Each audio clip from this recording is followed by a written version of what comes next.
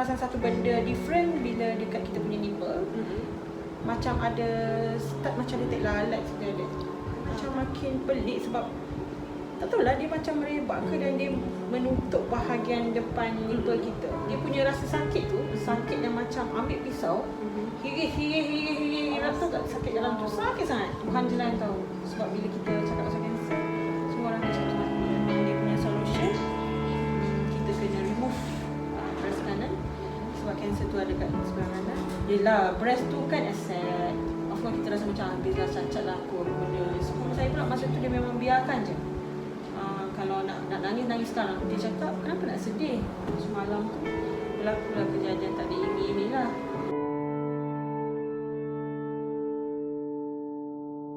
Sihat kau awak? Setakat ni so far so Covid free? free. Jangan risau. Okay, lama kita tak jumpa lagi. Sangat lama. Last kita jumpa waktu mak buat open house yang Hari kedua. raya. Sebab open house kau tak datang. So mak terpaksa masak lagi sekali untuk kawan-kawan Yes, saja. betul. Kan. Tapi masak juga kan. Bila Betul tak lah. masak. Kan macam-macam lok kampung ada. Siapa percaya tak percaya Paris pandai masak masakan kampung. Betul. Kan. Okay. So sempena Pink Oktober ni kalau boleh dengan izin Ki lah, mak betul-betul nak interview sebab waktu Ki kena kanser dulu mak tak ada di sisi Ki kan. Okay. So tak kisah kalau kita berkongsi cerita sikit. Boleh je, tak boleh masalah. Okay. Bila yang mula-mula Ki terperasan there's something wrong with you, yang Ki macam mungkin ada rasa ada lump ke apa ke, Ki ingat tak? Okay, sebenarnya macam aku, dia tak ada macam tanda-tanda macam kita ada lump ke macam orang kata dalam dekat bawah ketiak, kan? dia tak ada.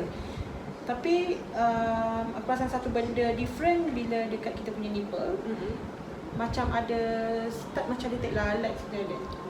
Tapi lama-lama kelamaan kan benda tu dia macam makin pelik sebab tak tahulah dia macam merebak ke dan dia menutup bahagian depan nipple kita. Sampai bahagian puting tu dia jadi menutup macam tu. Dan benda tu rasa sakit.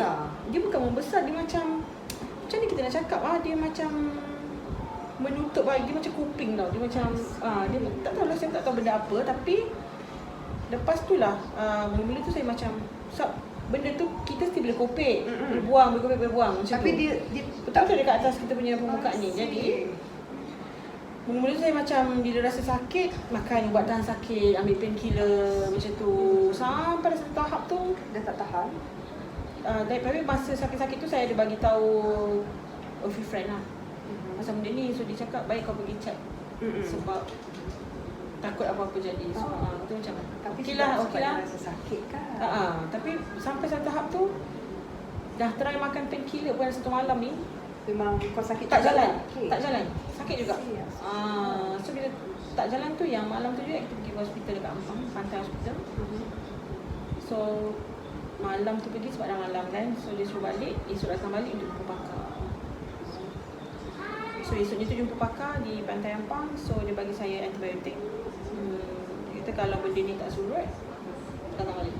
Bila datang balik tu lah sebab dah bagi antibiotik, semua benda tak surut. Bila dia datang balik, kita buat biopsi. Okay, biopsi. Dia nak test Awak lah. tahu tak, dia punya rasa sakit tu, sakit yang macam ambil pisau, hiri, rasa tak sakit dalam tu, sakit sangat. Macam tu lah. So lepas kita balik pada biopsi tu, first biopsi, after a week, seminggu, 3 hari macam tu lah kita dapat ingat. Lepas tu suruh datang balik. So bila suruh datang balik tu, dia bagi kita keputusan lah. So masa dia bagi keputusan tu, masa tu suami saya ada. Jadi bila dia kata saya sebenarnya tak nak sebut benda ni sebab saya tak suka nak bagi berita buruk. Tapi saya kena beritahu juga masa tu kita dah macam kita dah tahu dah kan. So dia cakap lah kanser ni semua. Daripada keputusan daripada biopsi tu lah, masa tu memang Tuhan je lah yang tahu. Sebab bila kita cakap pasal kanser, semua orang akan cakap pasal mati. Tapi yelah masa tu macam memang dia tak payah paksa-paksa, memang air mata tu turun, sedih. So bila dah ni doktor pun macam suruh sabar pun semua. saya keluar pada bilik doktor, saya macam suruh suami saya tunggu sekejap. Tunggu sekejap. So saya lari, bukanlah lari Hindustan sangat pula kan.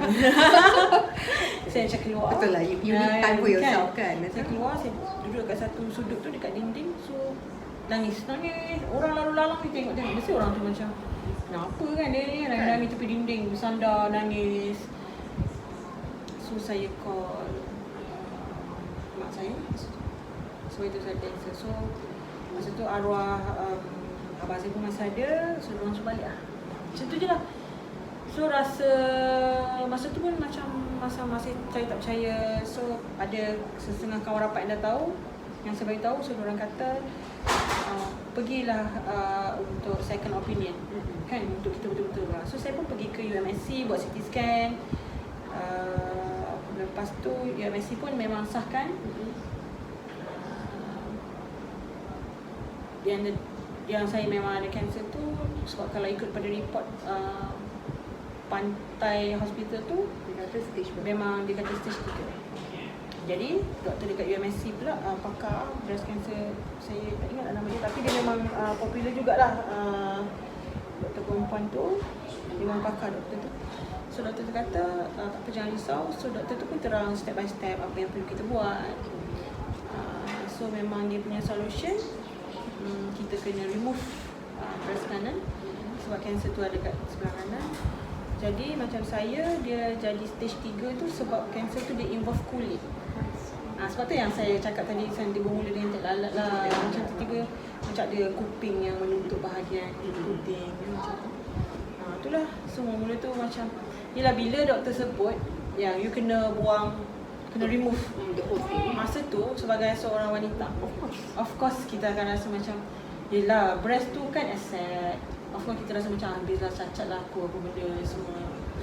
Jadinya balik tu kita bincang dengan husband. So doktor tu memang sangat baik. Doktor Aisyah kata kat saya, dia memang sangat baik. Bila saya balik, dia call, doktor call tanya macam mana, jangan stres apa benda semua. Sebab dia kata stres tu boleh trigger, boleh merebakkan lagi benda semua. So bila balik bincang dengan suami saya, memang saya nangis. So saya ambil masa 2 minggu juga. So suami saya pula masa tu dia memang biarkan je. Kalau nak nangis sekarang. Even doktor pun cakap macam tu, you nak nangis sekarang. Lepaskan apa yang terbuku kan. Memang saya fikir, yelah bila perempuan kadang-kadang drama. Tambah-tambah pijak. Dia memang queen. Macam dia cakap, yelah kita nak kena remove breast. Of course kita akan cakap dengan suami kita, habislah lepas ni awak bisa tak nak kat saya. Macam-macam lah. Gila tak si Dodi nak cari baru? So lepas tu satu ayat Dodi yang buat saya rasa okey tak apalah, kita buat juga. Bila dia cakap, kenapa nak sedih?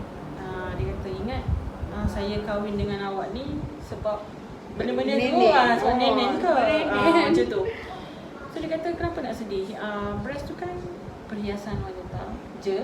Tak maksudnya kalau benda tu tak ada pun, it's just a necessity. Ya, macam tu lah. So saya pun ambil keputusan untuk buat. Tapi bila dah fikir balik, of course kita akan cari lagi opinion yang terbaik untuk buat pembedahan pula. Sebab pembedahan ni, lagi satu, kita tak perlu takut sebab kita dah, apa kita panggil, teknologi. Ya. Kalau macam dulu-dulu mungkin orang remove, so akan jadi flatten kan, flat je. Tapi zaman sekarang, bila kita remove, kita boleh naikkan balik, kita boleh reconstruct. So reconstruct pula ada 2 cara. Ada you masukkan silikon ataupun you ambil you punya bahagian dalam badan sendiri, otot dan lemak badan you sendiri. So bahagian silikon lemak, apa? bahagian lemak tu pula boleh pilih pula tu lagi, dekat bahagian perut ataupun belakang. Jadi saya buat keputusan, saya jumpa yang doktor memang dia pakar untuk breast reconstruction. Nama doktor tu Eng Chah Hong. So kalau siapa ada masalah boleh benda. Sebab dia memang sangat bagus. Jadi kalau Sunway tu memang orang tahu dia siapa kan. So saya pergi buat dengan dia. Dia cadangkan untuk ambil dekat bahagian belakang. Sebab dia kata satu, lagi cepat sembuh dan lebih dekat tau. Dia adalah proses dia nak kena tarik otot dan apa benda. Sebab saya kata, kenapa tak buat silikon kan. So dia kata, nak buat apa buat silikon kalau you ada isi yang cukup. Selalunya kalau orang yang badan-badan kecil, barulah dia suggest untuk silikon tu kan. Itulah, tapi fasa saya bersedia tu tak lama, dalam 2 minggu je. Sebab saya rasa macam tak perlu nak sedia drama. Maksudnya benda yang kita dah lepas tu, kita lepaskan je. Sampailah hari nak operation, malam tu biasalah siapa-siapa pun nak masuk bilik operation takkan boleh tidur kan. So pagi tu saya Mak dulu tonsil pun tak tidur kan. Tonsil je pun. Apa lagi nak buat. Tapi memang dia bagi tahulah operation tu memang ambil masa 6 jam. Memang ngam-ngam 6 jam. Malam tu pakar semua datang. So saya tak boleh tidur. Malam tu ada makcik saya dekat hospital tu. Suami saya pun ada. Jadi bila saya tak boleh tidur, makcik saya cakap tak boleh tidur tak apa, buatlah solat. So saya bangun dalam pukul 3-4 pagi tu sebab solat je, nangis jadi minta, bukan minta apa, minta dipermudahkan urusan apa benda semualah. Dan alhamdulillah lah, lepas 6 jam ngam-ngam, saya terus bangun tau. So nurse yang kat depan saya tu, akak dah bangun? Dia cakap. Akak nak naik ward sekarang ke? Saya kata, saya nak naik sekarang. So masa saya naik tu, memang dekat dalam bilik tu dah ada ramai. Ada makcik, ada kawan saya, ada arwah abah masa tu. So sepatutnya orang kan selepas operation tidur, tapi saya tak. So saya tengok handphone. Semalam tu berlakulah kejadian tak diingini lah. Dia macam hitam. Sebab nurse kata awak seperti berehat, tapi awak ni terlalu kuat, hyper kan, sampai macam kawan-kawan datang pelayan sepatutnya awak tidur je, orang faham kan. Masalahnya saya tak boleh tidur sebab kita kan dah tidur. So malam tu masa kawan saya datang, saya berborak, macam tiba-tiba saya macam tak sedar lah macam. So nurse memang blackout, dia macam blackout. Lepas tu nurse datang lah. Nurse datang kelam kabut, dia terlempar bangun. Sebab nanti bila saya bangun, dia kata, puan, nasib baik puan bangun. Puan tahu tak, kalau puan tak bangun, kita tolak ICU tahu tadi. Sebab oksigen tak sampai otak, mungkin akan jadi ni. So benda tu berlaku 2 kali juga. Barulah saya betul-betul dia suruh rehat juga. Itulah. Tapi kebanyakan orang yang datang melawat, semua cakap saya kuat. Saya pun tak tahu dekat mana kekuatan tu. Bijak. Sebab semua orang macam bila orang datang saya gelak-gelak, saya senyum, dia orang kata kau ni macam tak sakit je. Okay.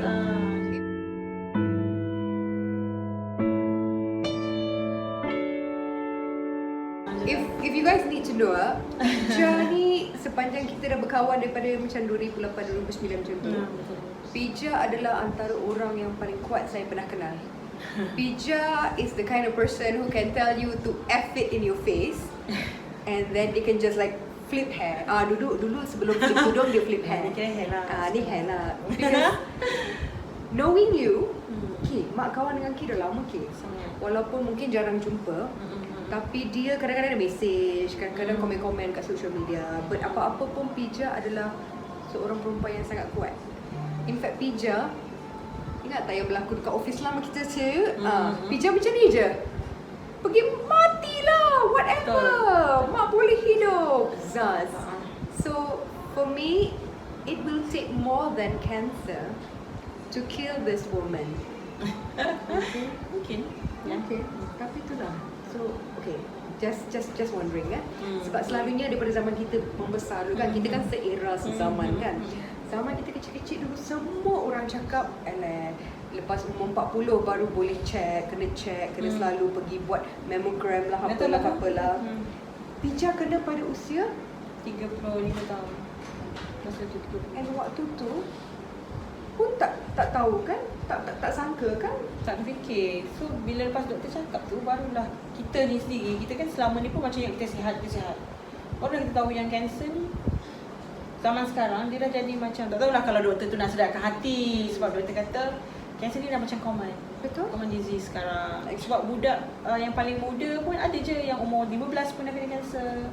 So sebenarnya kanser ni dia nak serang, dia macam kecil manis, macam sakit jantung juga. Kalau dia nak serang kita, dia tak kira usia pun. Macam dulu-dulu ya orang kata, relax lah, aku muda lagi takkan ada penyakit. Sebenarnya benda tu boleh pakai. So kalau kita rasa something wrong dengan badan kita, perlu check. macam saya ni sebab dia jadi stage 3 sebab dia dah involve kulit. Itu je lah. So saya buatlah kemo, saya buat radio. Macam kemo orang kata sakit, tapi untuk saya tak rasa kemo tu sakit. Sebab setiap kali saya pergi kemo, saya memang akan anggap yang saya pergi buat suntikan vitamin C. Macam kita duduk, masuk drip, kan macam kita duduk buat drip vitamin C tu, duduk je lah. So memang nurses dekat situ pun memang akan tanya, akak akak nak coffee, akak nak ni, memang diorang akan serve you yang sangat baik. Yang tu dekat Sunway. So memang bila orang kata tak sakit ke, saya tak tahu nak kata sakit tu apa. Sebab saya memang untuk kemo saya tak rasa sakit, cuma side effect tu memang ada. Saya tak katalah side effect tu tak ada. Tapi saya dah boleh masa hari pertama, bukan hari pertama lah, betul lah hari pertama kemo, kita observe kan, macam selepas berapa lama baru benda tu datang. Rasa pening lawyer dia memang tak boleh cakap. So kali kedua pergi, kita dah tahu dah, oh maksudnya benda ni datang dekat maghrib. So senang je tidur. Tak payah fikir banyak, masuk bilik gelap tidur, masuk bilik gelap tidur. So besok pagi bangun, makan ubat yang doktor bagi tu, kita jalani je lah hidup macam biasa. Tapi saya ingatlah macam arwah abah saya, dia orang yang sangat concern. Dia lah yang setiap hari cari buah kelapa, sebab benda tu boleh sejukkan badan kita nak kemo punya kemo kan panas. So dia memang akan buat apa je masa tu. Itulah. So sekarang ni kalau cerita pasal kanser ni saya dah tak sedih lah, cuma dia akan relate bila dengan arwah abah masa tu. Benda tu yang akan buat saya rasa betul sebab apa, dia memang bila saya sakit tu dia memang orang yang paling banyak bagi support lah. Itu je. Sebab sekarang kalau cakap pasal kanser saya dah tak sedih dah, sebab saya tahu kanser mungkin boleh sembuh, mungkin tidak, tapi kekuatan saya masa tu sebab abah, sebab mak saya semua. Tapi bila abah tak ada tu memang kita akan teringat benda-benda situ. Itu je lah. Bila kepala saya botak sebab kemo kan, rambut akan gugur, memang botak betul. Memang tak ada langsung. Sama je, rata je kulit dahi dengan ni. Kena pun semua yang rambut dekat badan ni dulu. So kecuali kita punya blurong lah. Tapi dekat private part, dekat semua tempat tu semua memang tak ada. So bila kepala saya botak semua, suami saya pun tak ada macam nak macam nak pandang rendah ke. Dan saya sangat bersyukur benda tu, sebab dia tak ada buat benda-benda lepek-lepek kepada saya. Tapi dia sentiasa support. Arwah abah pun memang sangat, dia suka bergurau lah, macam wah botak pun nampak cantik, apa benda semua kan. So benda tu kekuatan. Dan cakap je apa saya nak, dia memang akan bawa. Dia akan cari. Itu je lah. Kalau saya sedih pun bukan sebab penyakit dia, dia akan lebih banyak pada kenangan semasa disahkan kanser, dan masa tu dia masih ada kan. Itu je lah. Tak ada apalah. Sebab bagi saya macam sempena pink Oktober, macam kalau lah kawan wanita kat luar sana tiba-tiba dapat tahu ada breast cancer, tak perlu rasa down. Sebab kita percaya, satu memanglah sebagai, kalau kita orang Islam ataupun orang bukan Islam pun percaya pada kuasa Tuhan masing-masing kan. Macam kita ada Allah, yang lain-lain pun ada Tuhan masing-masing. Orang percaya memang kita percaya benda tu. Dan keduanya, percayalah pada teknologi, percayalah pada doktor kan. Because ada perempuan yang sanggup pergi jumpa bomoh. Jangan. Sebab kadang-kadang mungkinlah kita dengar ada setengah kita panggil perubatan tradisional tu, mungkin dengan dia serasi menjadi. Kalau yang tak serasi, takut kalau kanser tu pecah. Maksudnya darah bila dah pecah, itu dah tambat. Itu yang kadang-kadang tak dapat diselamatkan. Kadang-kadang ada juga saya rasa benda-benda yang simptom yang ada tapi kita tak sedar. Tahu-tahu je kita dah lambat pun ada. Tapi apa-apa pun, macam saya ada join group breast cancer, group cancer adalah. Yang saya nampak cancer fighter ni semua positif. Walaupun diorang berada pada stage 4, sikit pun tak pernah cakap pasal mati.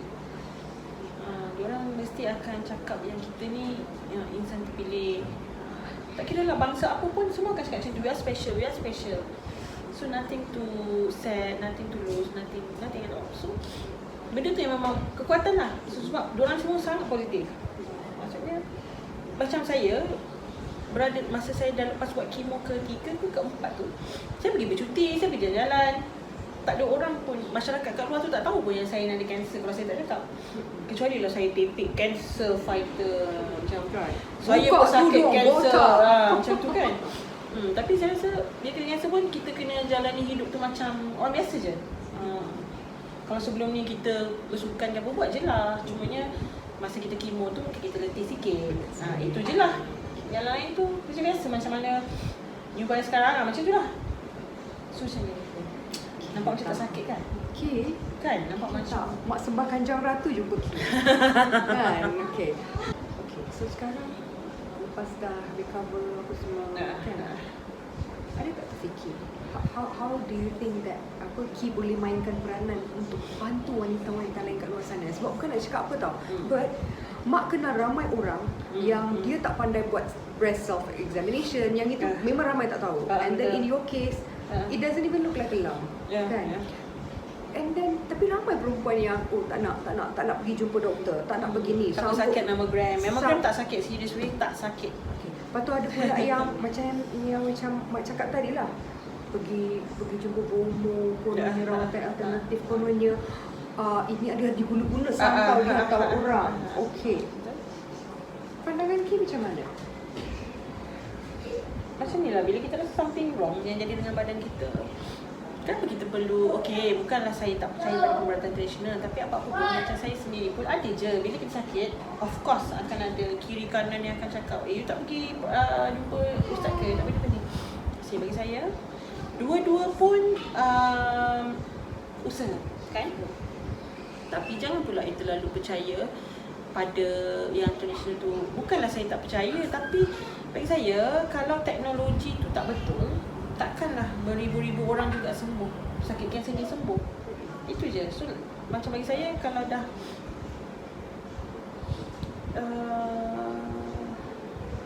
kita manusia dikurniakan akal dan fikiran kan.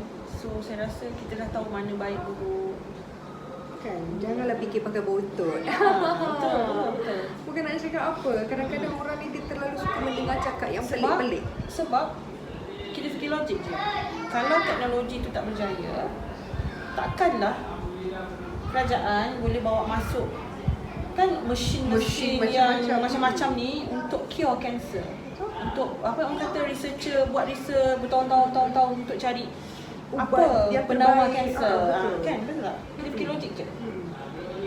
Tapi tak salah pun kalau nak apa kita kata nak usaha dan tawakal tu, tapi kalau saya memang saya akan dahulukan yang teknologi lah. Okey. Betul nak tanya juga. Ada tak rasa waktu going through berubatkan tempoh recovery tu, ada tak rasa macam what will happen to my kids? Anak ada 2, betul husband pun masih muda. Ada tak rasa waktu tu mungkin orang kata apa, dah zaman tiba-tiba jadi turtle lah, ding-tong lah. Yang kan? Itu memang semuanya saya fikir masa dapat diagnose. Betul. Yang masa saya cakap tadi, yang 2 minggu menangis masa tu semua datang. Masa recovery tu apa benda pun dah tak ada. Sebab saya rasa orang kat keliling ni kawan ke, even you sendiri pun jaga okey benda. So saya rasa orang keliling tu memang sangat kuat, yang memang tak buatkan saya fikir ke arah yang itu. Kiranya mati ke, suami kahwin lain ke, macam mana dengan anak ke, apa benda semua yang masa dalam tempoh betul-betul mula-mula tahu sebelum saya buat. Within that first few weeks tu kan? Betul. Masa tu je. Lepas tu saya tak fikir dah. Saya fikir saya nak sembuh je. Nak sembuh. Memang dalam kepala saya memang nak sembuh. Aku tak nak stress, nak sembuh. Itu je lah. Okay. How long did it take daripada Pija mula-mula diagnose, lepas tu go through treatment tu untuk Pija betul-betul clear from cancer? Actually, cancer ni memang doktor bagi kita masa 5 tahun untuk betul-betul sahkan yang kita free from cancer. Tapi macam sekarang, saya masih lagi pergi ke IKN untuk diorang check lah, macam buat mammogram, apa benda tu je.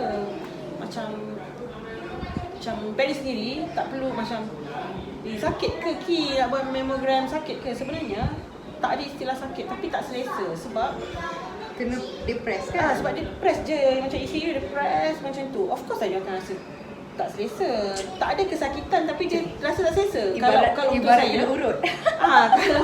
Kalau aku memang aku rasa macam Nanti lah. Okay. Bukanlah sakit macam mana yang Ki cakap tadi, bagi dihira-hira. Tak ada. Belum-belum itu kan.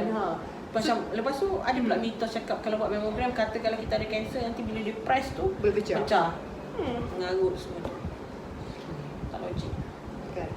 So sekarang ni daripada tempoh time tu ada lebih kurang macam 2 tahun lebih kan? Betul. So maksudnya kalau nak ikut betul-betul istilah free daripada kanser tu, there's another 2.5 years. Kita tak tahu apa yang akan berlaku, tapi positif je.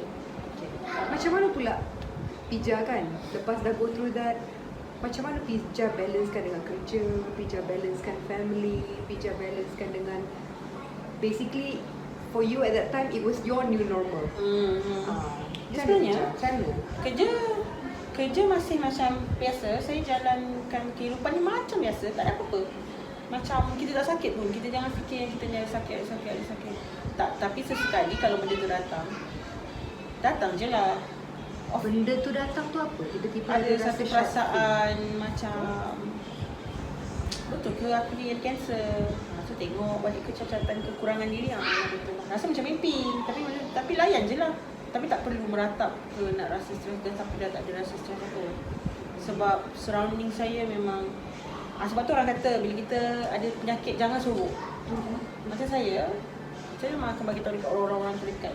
Sebab bukan saya nak raih simpati ke apa. Tapi benda tu macam ada je saya up dekat Instagram. Sebab benda-benda tu untuk saya educate diri dan orang kat luar sana. Kalau parents tak tahu, ada je ramai orang yang akan DM saya dekat Instagram, dekat Facebook, tanya share, minta share. Bukan share experience tau, macam saya tadi pergi hospital, saya dapat kanser. So share the story. Yes.